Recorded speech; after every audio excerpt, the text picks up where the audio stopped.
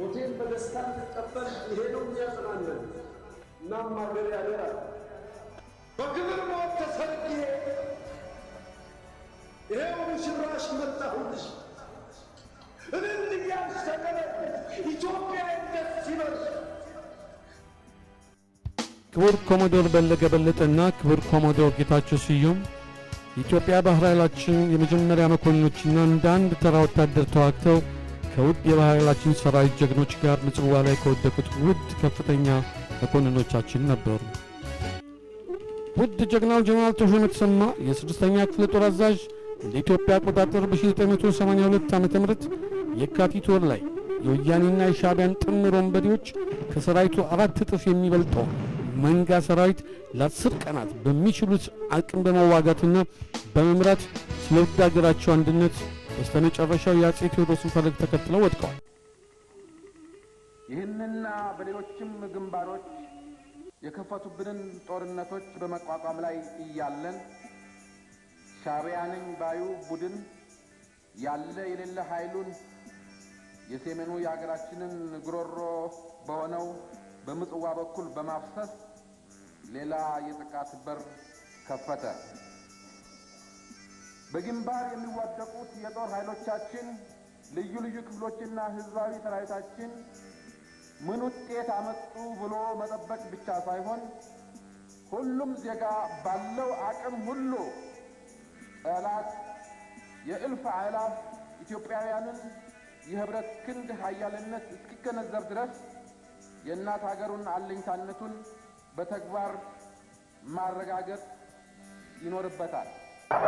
የአየር ኃይል አብራሪዎቻችንና የባህር ኃይል የጦር መርከቦች ከባህር በሚወነጭፉት ሮኬትና የመድፍ ድብደባ በየቤተ ክርስቲያንና መስጊዶች አካባቢ ሻዕቢያ ያጠመዳቸውን ከባድ መሳሪያዎችና ታንኮችን ኢላማ በመምረጥ ዋጋቸውን ሰጥተዋቸው የኢትዮጵያ ባህር ኃይል መርከኞችን ከምጽዋ ባህር ኃይል መደብ በመሆን የሻዕቢያን ሜካናይዝድ ብርጌድ አጥቅተዋል፣ ደብድበዋል።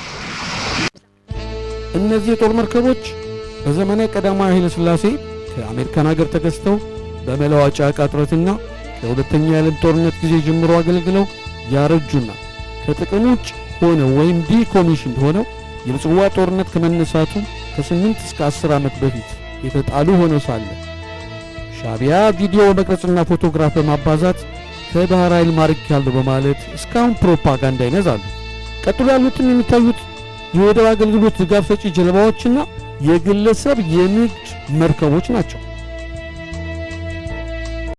ሻዕቢያና ወያኔ ለተራቡ ወገኖች የውጭ ሀገራት በላኩት የስንዴ እህል ክምርና መጋዘን ላይ ሰላማዊ ወይም ሲቪል ሕዝብ ላይ ከባድ መሳሪያ በመተኮስ በምጽዋ ወደብ ላይ የፈሪ ዱላ ውርጅብኝ በማድረግ ታላቅ ጉዳት አድርሰው በሰራዊታችን ላይ በማሳበብ ሲያታልሉ ከርመዋል።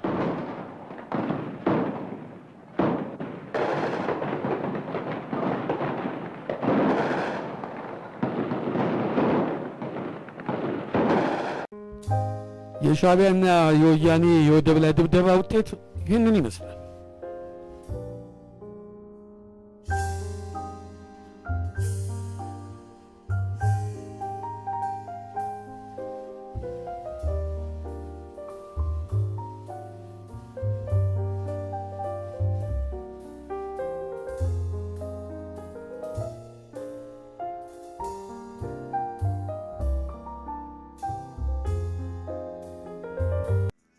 እነዚህ የሻዕቢያ ታንኮች እንደ ኢትዮጵያ አቆጣጠር በ1982 ዓመተ ምህረት የካቲት 4 እና 2 በጀግናው የምጽዋው ቴዎድሮስ ኮሎኔል በላይ አስጨናቂ ጦር የሚታዘዘው የ27ኛ ሜካናይዝድ ብርጌድ ወታደሮችና የ6ኛ ክፍለ ጦር ጀግኖች ምጽዋ ጧለት ላይ ጥሶ ለመግባት ሲሞክሩ የተቃጠሉ የሻዕቢያ ታንኮች ናቸው። ሻዕቢያዎች እንደ ደህና ነገር ከወደቁበት አንስተው ቀለም ቀብተው ሐውልት አድርገው አስቀምጧቸዋል።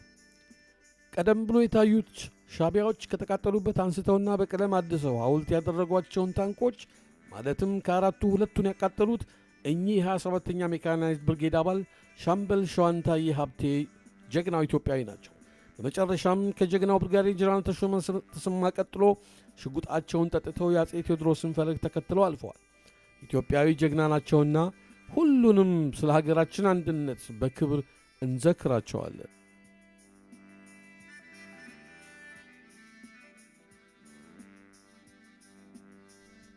ይህች የኢትዮጵያ ባህር ኃይል የጦር መርከብ ከፈጣን ተዋጊ 201ኛ ስኳድሮን አንዷ የነበረችና በሟቹ የወያኔ ጠቅላይ ሚኒስትር መለስ ዜናዊ ትእዛዝ አማካኝነት የዚህችን አይነት 2 የጦር መርከብና 1 ሚሳኤል ወንጫፊ የጦር መርከባችን ጨምሮ እንደ ኢትዮጵያ አቆጣጠር በ1989 ዓ.ም ለሻዕቢያ በስጦታ አስረክቧል። ሻዕቢያዎች በረሃ እያሉ አስምጠናታል በማለት ፕሮፓጋንዳ በሬዲዮ ሲነዙባት ከነበሩት የጦር መርከባችን አንዷ ነበረች። ሐቁና ወይም እውነታው ግን ይህችና ሌሎች ተመሳሳይ የጦር መርከቦች ልዩ ስማቸው ስኮርፒዮንስ ወይም ጊንጥ በሚል መጠሪያ የሚታወቁና በባህር ኃይላችን ጀግና መርከበኞች አማካኝነት የሻዕቢያን የባህር ወንበዴዎች የቀጡባት ስመ ጥሩ የጦር መርከባችን ነበረች። ይህ ፎቶግራፍ በሻዕቢያዎች እጅ መለስ ዜናዊ ካስረከበ በኋላ ኢንተርኔት ላይ የተገኘ ነው።